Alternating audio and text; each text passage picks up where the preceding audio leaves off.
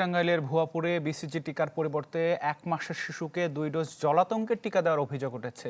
আর বিষয়টি স্বীকার করে ক্ষতি হবে না দাবি করেছেন উপজেলা স্বাস্থ্য কমপ্লেক্স কর্তৃপক্ষ।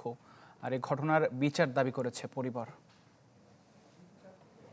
1 মাসের শিশুকে ভুল টিকা দেওয়ার পর থেকে সমালোচনায় টাঙ্গাইলের ভুয়াপুর উপজেলা স্বাস্থ্য কমপ্লেক্স। জানা যায় বুধবার দুপুরে শিশু ফাতিহাকে বিসিজির নিয়মিত টিকা দিতে স্বাস্থ্য কমপ্লেক্সে নেয় স্বজনরা। অভিযোগ, সেখানে টিকা দেওয়ার কথা স্বাস্থ্য পরিদর্শক নুরুল ইসলাম নুরুর, কিন্তু তিনি না থাকায় টিকা দেন পিআরএলে থাকা আরেক পরিদর্শক মোহাম্মদ কায়ুম। এ সময় তিনি 2 ডোজ কুকুরের র্যাবিক্স ভ্যাকসিন দেন ফাতিমাকে।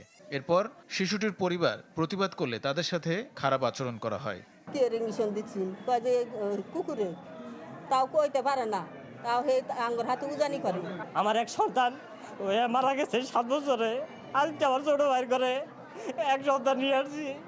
সে যদি আমার দ্বারা ক্ষতিগ্রস্ত হয়, আমি তাদের কাছে কি কথা বলবো?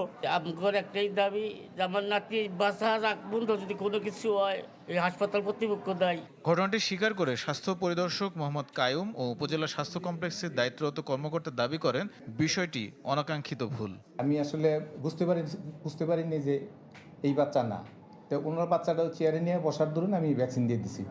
আসলে যেটা হয়েছে এটা অনাকাঙ্ক্ষিত ভুল হয়েছে। বাচ্চাটা সুস্থ আছে, সম্পূর্ণ সুস্থ, এবং টিকা দিচ্ছি, ভ্যাকসিনটা আমরা দিচ্ছি। এটা 0 দিন থেকে যে কোনো বয়সের বাচ্চাকে যে কোনো সময় দেওয়া যায়, কোনো ক্ষতি হয় না। জেলা সিভিল সার্জন টেলিফোনে জানান এতে ক্ষতি নেই, তারপরও শিশুটির খোঁজ খবর রাখা হচ্ছে।